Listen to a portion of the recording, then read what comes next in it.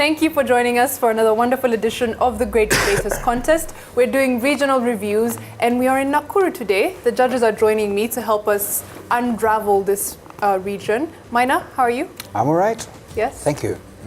Major, how's the day? Fantastic, fabulous day. Yes? Yeah. Nakuru region, best in the West. What do you think? Best in the West from Nakuru? Schools, that is. I'll not mention schools by name for the ones who did not perform very well. Yeah. But I think it's a rich region. Second to Nairobi, if I'm not wrong. I always put them at par, mostly because they have participated here before. Very mature debates, very mature debates, and debaters also. And the level of articulation is awesome. The level of understanding and even execution is awesome. I think I just love Nakuru. Can't wait to go back to Nakuru. Okay. Yeah. What about you? Well, Nakuru has not disappointed, and I want to believe there's a level of seriousness that they take towards this debate, and that's the reason why they prepare a lot. And I want to say that we had, of course, very good schools that came out and debated very well, but we also had the others who, some of them that was their first time, and others didn't really prepare, and you could tell. So we had the bad and the good as well, all combined. Okay, so the best, I think one of the best debates of the day, and the one that produced the winner for the region, was between Nakuru School and, of course, Anesta Precious Girls. And they were debating on whether a cashless economy leads to the invasion of privacy. And I think that the Nakuru School were proposing that particular motion. So, just off the cuff, do you feel that the more we go cashless, the more we give up our privacy? Absolutely, I would agree on that. Nowadays, with such cashless systems, even the government itself or financial, people in the financial institutions are able to tell your income flow, for example, and they can trace a lot of things about you. And even now, advertisers get to know what you buy a lot, just based on that.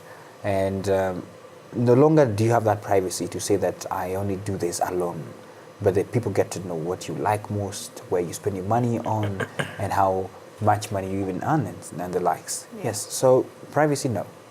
Major, do you agree with the sentiments?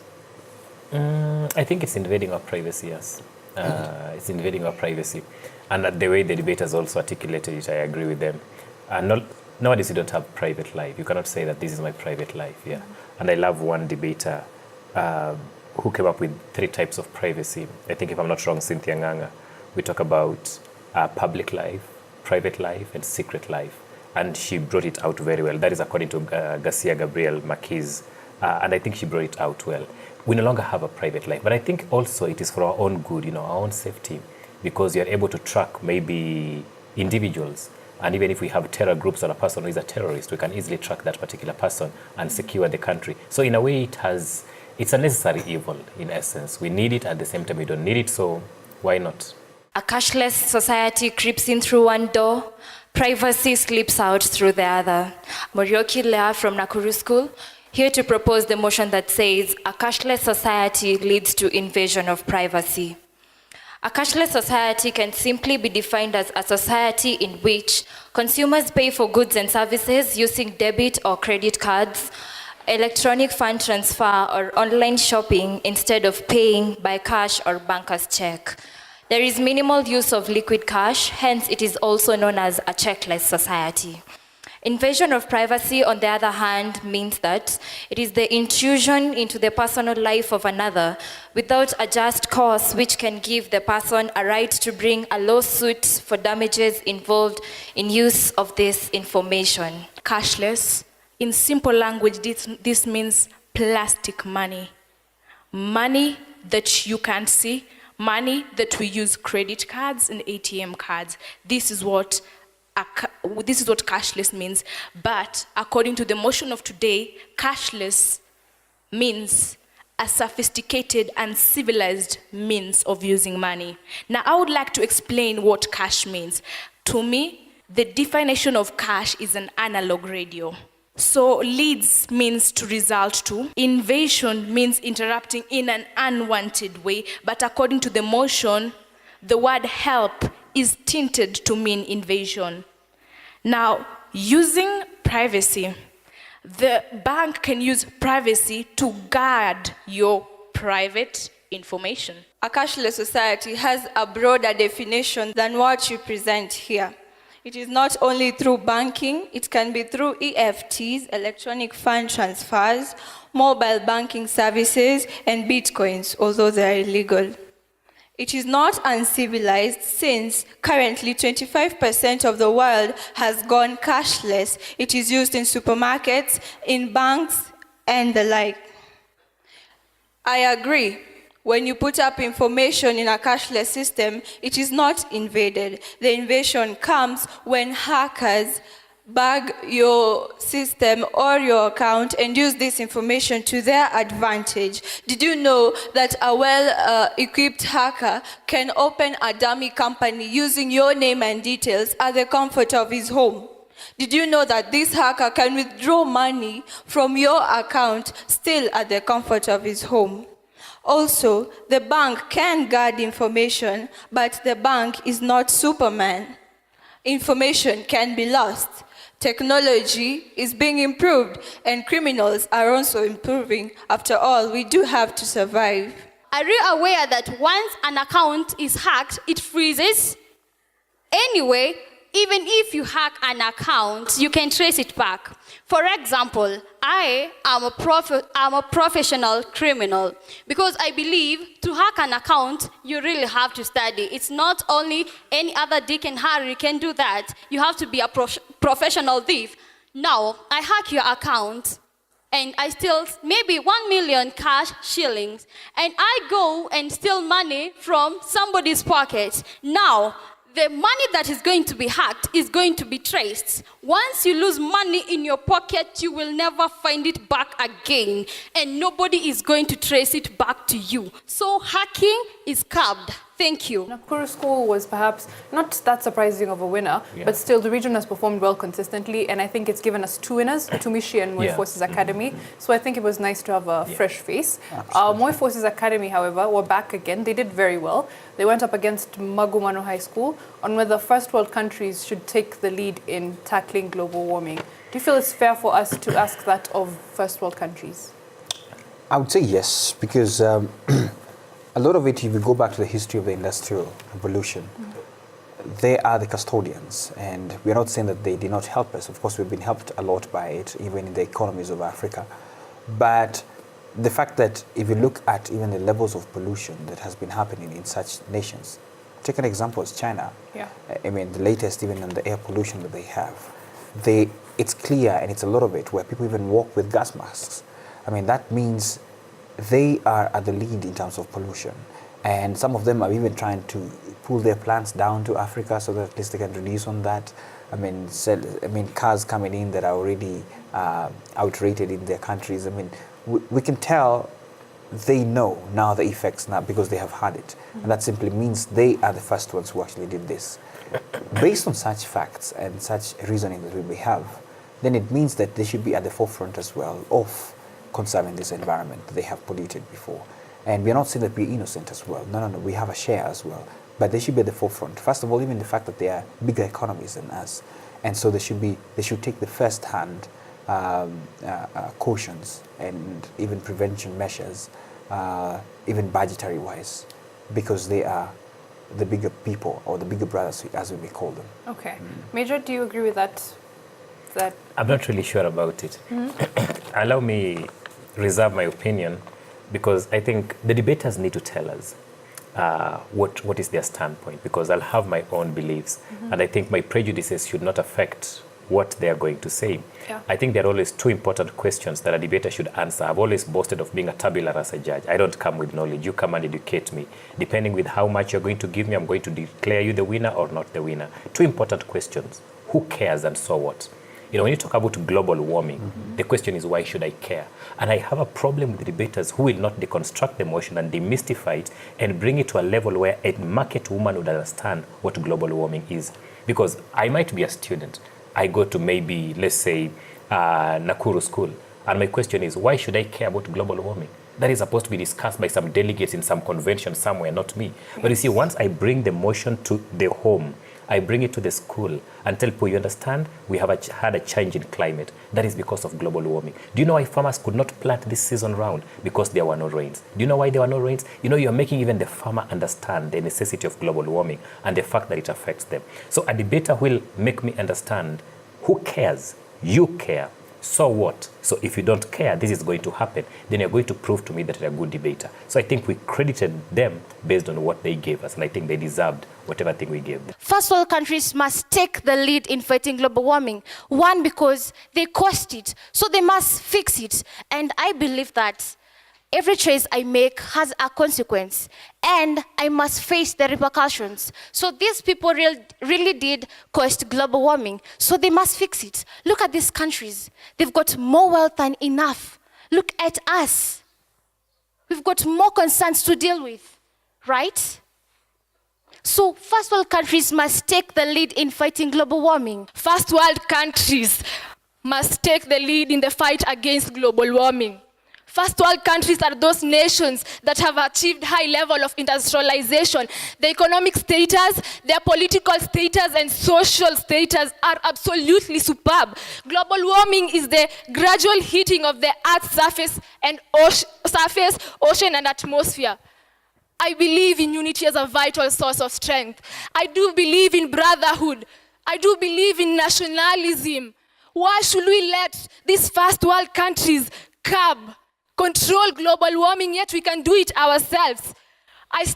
We can do it ourselves. Think of it this way. When a convicted criminal, a serial killer maybe, escapes from jail, what will happen? Will we leave the police alone to suffer, overburden them to look for that criminal?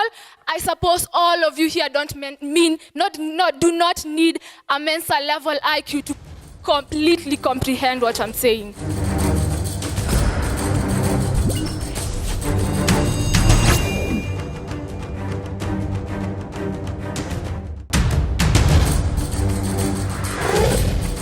First world countries had a chance to correct the mistake. Global warming was discovered in 1980. And a decade later, in 1990, the United Nations merged a conference at Copenhagen to discuss the factors and the effects of global warming that had already been discovered. Majority of the countries refused to agree to the factors that were put across, but the few, Britain, Germany, and France, agreed to accept by 20%. My dear opponents, global warming, we also contribute to it. We have South Africa, an industrialized country in Africa that is almost at par with the first world countries. Talk of El Nino. I mean, how does it just rain in January? In Kenya. Last year, there was famine in Ethiopia. How do you explain that? My fellow opposers are talking about unity. If it's about checking on unity, if the first world countries really wanted unity from the third world countries to solve this pandemic, then I think they should have also accompanied us when they had the Industrial Revolution taking place. They would have called us, so that will be actually playing at the same level, but now 100 years ahead of the third world countries, and they still want their support. It's unfair. Carry your own cross. My fellow opposers, it's high time you realize that you are independent even while in school. I don't believe that all of you, just because one got an A grade, you are going to carry the same grade home.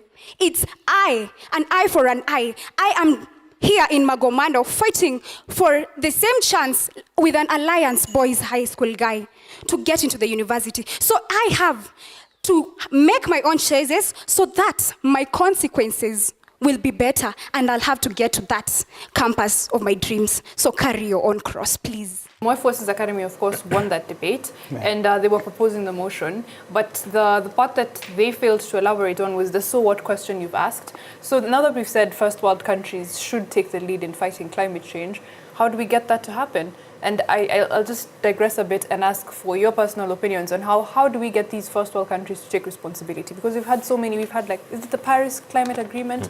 We've had so many that don't bear any fruit. And because I think as Africa, we don't have any seats at the UN General Assembly, so it gets very hard for us to have a voice, yet we will suffer the brunt of climate change. We are less able to mitigate it. So then how do we force them to take the lead in fighting climate change, as powerless, so to say, as we are? I think we've seen a migration of a lot of manufacturing plants from those first world countries, and they're trying to set or pitch camp in Africa and other upcoming nations. And I think how we could, because I'm now trying to think on the spot, how we could try and enhance or enforce them to really take the lead is by, of course, taxing them the right way so that we're able to pay the carbon credits and the likes that will come along with that. Because if we just allow them to come and pitch plant and still pollute and there's nothing more on that, we should be able to have a system or a mechanism to say, this is a plant you plant in here, and this is the level of emissions that you will have and the impact it will have on the environment. And because of that, if you're willing to come down here, this will be the cost. And governments within those nations should be able to tax them very high in a way that will compensate for the recovery or the change of the environmental pollution that we want to see. Okay. Even if it's deforestation and the like. So the deforestation costs us all that covered within those things. So I think it's upon governments to evaluate and see and say, this is how much, before you come in a country to do this, this is how much you have to pay. Okay, so mainly taxation and such measures. Absolutely. What about you, Major? Almost same opinion, but again, I want to boast of my ignorance on the subject. Boast of my ignorance, and then because of that, I will leave it with the experts to evaluate and to think of the way forward. And a bit of research also to be done on the same areas. But coming back to the debates and how they executed the motion, I think we have seen a better Utumishi Academy before, and we have seen them doing a better job. And again, it comes back to the narrative of the exit of some debaters impacts the club. It shakes the club in a way. And we need to have a tradition so that with or without those particular debaters, we can still have the club going. It has to do with the training. It has to do with the determination. It has also to do with the debaters who have left coming back to help train the debaters who are there at that particular moment. So I think it's a whole collective responsibility. Okay. Yeah. I'd want to throw a challenge to my colleague here and ask him, you're in your house, somebody plans to come and say, I want to bring in some 2 or 3 rats in your house. Because, but I hope that you'll manage to live with it. Because in my house has too many rats. You wouldn't say that you want to just ignore the fact and just tell them, you just go ahead and the rat guys who kill rats will come and tell me what to do. You must have something to say as well. Oh, so, okay, let me... These guys want to come and destroy your place. Not really destroy, they want to do things in your house. Because they have too much in their place that they need to transfer. So I guess in our own ignorance as well, we should be able to tell them, listen, if you guys come in here and bring those rats, first condition, give me a cat or something of that. So, Yeah, I really buy your point of view.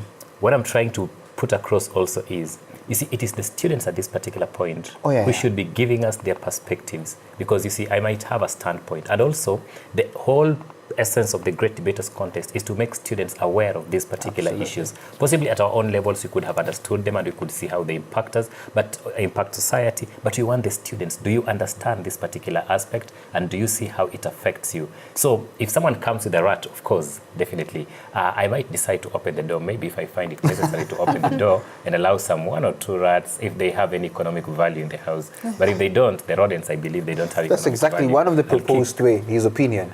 Sometimes deny them access to these nations to come and put down their plants. Yeah. I think that's one of the ones. I love the fact that it speaks for me, yeah. No, I just got it out from you. Okay. National Youth Service is a service developed by the government with a vision to catalyze youth empowerment and to impact the society in a positive way. The general goals of the National Youth Service include preparation of workforce. An example is Nigeria. In Nigeria, before one vies for an elective post, one has to have undergone the National Youth Service Corps, and also it promotes values such as citizenship, cooperation, citizenship cooperation, and it also eliminates vices, and this has led to the decline of crime rates in Kibera by 75%. We have seen that countries like Israel, the USA, Cuba are doing such an amazing job with their National Youth Service. And yes, you may not have the same economic prowess as those countries, but then doesn't our journey of 1,000 miles start with one step? With reference to the 300 years that America took to perfect the art of democracy, we also need to invest the same amount of time, the same amount of dedication, the same amount of money into the NYS, and I can tell you for sure that not only for Kenya, but for the entire world, the NYS is a charm sent from the heavens. NYS increases or improves the security measures in the country in one that the former devolution cabinet secretary, Anne Waiguru, while she was still in power, or let's say she was still holding her seat, she suggested that the NYS be made compulsory to all Form 4 leavers, to all high school leavers, so that there may be no repeat of the Garissa incident, which was quite tragic. Imagine if the students in Garissa had these skills, that the military skills, defense skills. I'm sure not many of them would have lost their lives or gotten hurt. So I think that actually it is quite a good thing being in the NYS. It can preserve lives, as we have seen. And even if it does not prevent a repeat of the same, it at least reduces the impact at which it happens. NYS are teaching technical trains. Everybody is here. He's a tailor. Who will be the buyer? You can't buy something that you already have. You know how, there are so many mercenaries. Everybody is a mercenary. Where will employment be created in? I wish somebody could answer me this question. One word, just one word each. The best thing about Nakuru for you? Nakuru, surprises. I think we always get surprises. I mean, and they are homeland of winners. It was one word, surprises. Surprises. It's not going to be one word. Okay, 2 words. We can give you 2. Nakuru School. To me, they just blew my mind. I think I've seen debaters, yes, but they are calm, collected. I can never forget, it's called Lea Nyamuyu, if I'm not wrong, and Cynthia Nganga. I mean, they're just awesome debaters. And I love a debater, I've said this a number of times, who does not insult the intelligence of the listeners. Once you're given a motion, take time. Look for materials, look for information around that particular topic. I'm so glad that, they could make references to writers like Gabriel Garcia Marquez. I love books. And the fact that you can make reference to that writer and say, he said this, it's really exciting. How many people read John Milton? Very few people read John Milton. But I asked the debaters later on after the debate, have you read the book by John Milton? And they say, yes, I've read the book. You want some information? I can give you information about the book. In other words, you take debate very seriously. The problem here is if you're not read and you take the stage, you shall realize you are not read. And the question is, what are you coming to tell us? Because you're coming to sell your ignorance to us, which is not the essence of a debate. We could all agree and attest to John Milton's words, and I quote, "Solitude sometimes is best to society." But this information that you just hold so dearly can only be sold for that cheap, for the amount of money that is just less than 1,000 shillings. I bet you didn't know this too, but now you know. Cyber criminals are like any other entrepreneurs. They see an opportunity and they grab it with both hands. They have the knowledge, they have the skills, they have the techniques, they have the equipment. They only need raw material. What is this raw material? The private information you give out to the cashless systems you confer to. These criminals have shelves that are constantly packed with card security codes, full names, addresses of unsuspecting citizens. Information you so-called private is sold very cheap online. The criminals even have an advertising and marketing site on social media. It is telling how daring these cyber criminals are. The fact that they sell private information for so cheap means that they are confident they will all have a steady supply of their product. And their product, mind you, is your private information. I'm not comfortable when someone has information on how I use my money, when I use my money, how frequently I use my money, and where I choose to use it. Now, if you do not consider this information private, I'd like to sit down and listen to your definition of the word. Okay. Thank you very much for your sentiments, judges. And thank you at home for watching and sticking with us. I have been your host, Mariam Bishar. We'll see you next time.